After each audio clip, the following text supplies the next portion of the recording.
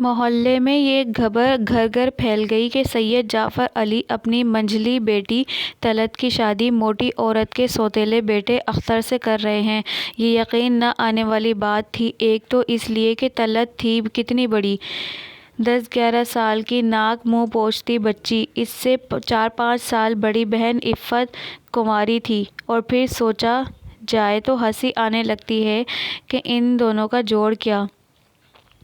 ایک 25-26 سال کا 6 فٹ کنوارا نوجوان جس کی آنکھوں سے عورت کی ضرورت چھلکتی ہے، اور دوسری گڑیا کھیلتی معصوم بچی جسے باپ بھائی کے رشتے کے سوا مرد کے کسی اور روپ کا پتہ تک نہ ہو۔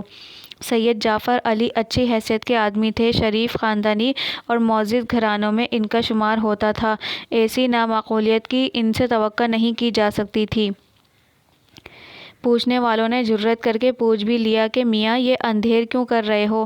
کہنے لگے میری سمجھ میں خود یہ بات نہیں آئی، رات کو خواب میں کوئی بلا جیسی صورت آتی ہے اور دھمکیاں دیتی ہے کہ یہ شادی کرا دو۔ میں وہمی طبیعت کا آدمی ہوں، ایک آدھ دفعہ کی بات ہوتی تو خیال بھی نہ کرتا، مگر اب تو جیسے یہ خواب مستقل روگ بن گیا تھا۔ جس دن سے یہ رشتہ منظور کیا ہے دل کو چین سا مل گیا ہے، نہ اچھے برے خواب ڈراتے ہیں، نہ غیر معمولی پریشانیوں نے گھیرا ڈالا ہے۔ اب اسے خدا کی مرضی پر چھوڑ دیا، وہی بہتر کرے گا۔ سید جعفر تو اتنا کہہ کر چپ ہو گئے، مگر لوگوں کی زبانیں پھر بھی بند نہ ہوئیں۔ یہ بات تو سبھی جانتے تھے کہ اختر کا باپ عابد حسین سید جعفر علی کا گہرا دوست تھا۔ پیسے والے تو وہ لوگ بھی تھے، پر تھے جی بھر کے کنوار۔ نہ اوڑھنے کا ڈھنگ کبھی آیا، نہ کھانے پینے کا سلیقہ۔ بیوی کے مر جانے کے بعد دوسری عورت سے بیاہ کر لیا۔ یہ موٹی عورت خاوند سے بھی 2 ہاتھ آگے نکلی، گھر کا سارا سلیقہ اس کے پھوڑ پن میں نکل گیا۔ صبح سے ٹانٹ پر برقع ڈال کر نکلتی تو دوپہر کو گھر میں گھستی۔ سوتیلے بیٹے اختر سے اچھا سلوک تھا، اور ان دونوں کی ملی بھگت تھی جو طلعت کو ننھی سی عمر میں دلہن بنا لیا گیا۔ طلعت اپنی تینوں بہنوں میں نمایاں حسن رکھتی تھی، چمپا کی کلی کی طرح کھلا کھلا سا اجلا پن اس کے ننھے سے سراپے کو عجیب سی تازگی دیے ہوئے تھا، جیسے ابھی ابھی شبنم نے اسے نکھارا ہو۔ شاید اس کے سنہرے بالوں نے بھی اسے اپنی بہنوں سے ممتاز کر رکھا تھا۔ اجلے ماتھے پر سنہری بالوں کا جال دیکھنے والوں کو ولایتی گڑیا کا دھوکہ دیتا تھا۔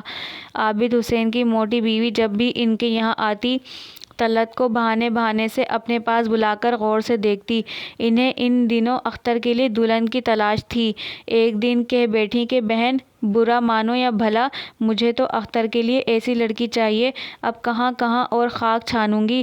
میں نے تو اختر سے کہہ دیا ہے کہ 2-4 برس اور ٹھہر جا، یہ حور جیسی لڑکی مل جائے گی، مگر بھیا وقت کا کیا اعتبار، تم جانو کس سے اس کا پلہ باندھو۔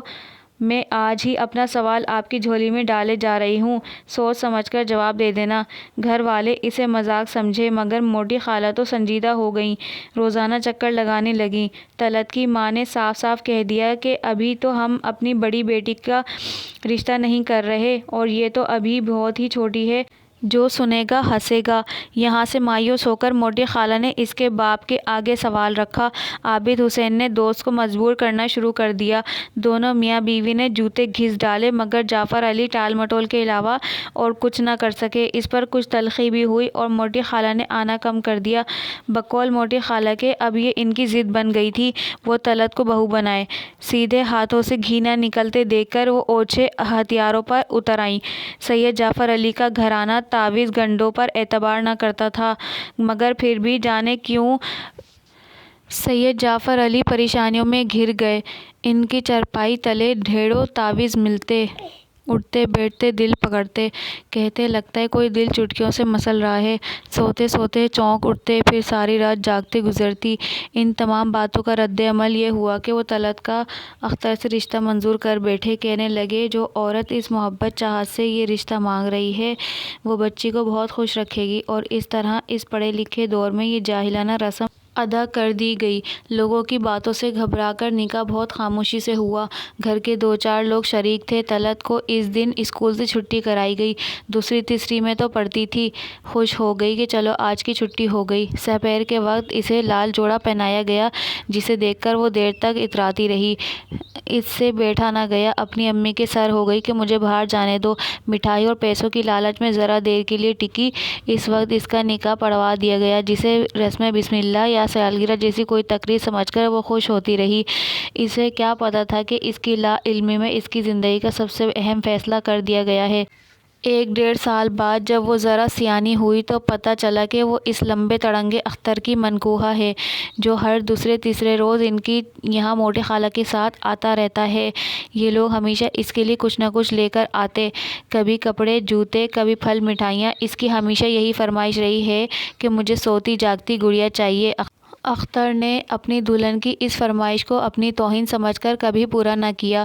اب طلعت کی سمجھ میں یہ بات آئی کہ یہ لوگ میرے لیے گڑیا لاتے کیوں گھبراتے تھے، اور اس کے ساتھ ساتھ وہ اپنے متعلق بہت سی باتیں سمجھ گئی۔